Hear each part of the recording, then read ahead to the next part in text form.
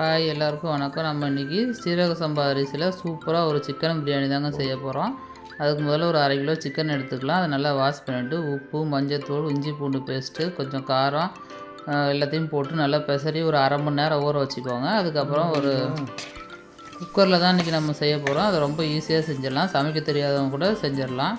ஒரு குக்கர் எடுத்துகிட்டு ஒரு 4 ஸ்பூன் ஆயில், ஒரு 4 ஸ்பூன் நெய் ஊற்றிக்கலாம்.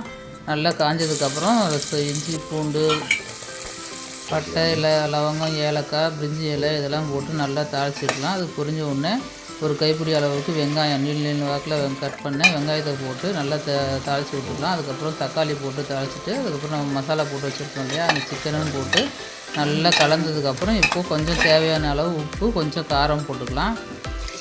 2 டம்ளர் அரிசிக்கு 3 டம்ளர் தண்ணி ஊற்றிக்கோங்க, கரெக்டாக இருக்கும். சாப்பாட்டு அரிசினா 4 டம்ளர் தண்ணி ஊற்றிக்கோங்க.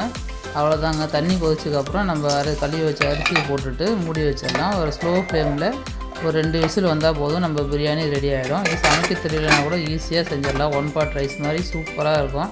இப்போ பாருங்கள், நம்ம சூடான பிரியாணி ரெடி ஆகிடுச்சு. தயிர் பச்சடி இல்லை சிக்கன் கிரேவி எதுனாலும் சூப்பராக காம்பினேஷனாக இருக்கும். நீங்களும் செஞ்சு பாருங்கள். தேங்க்யூ.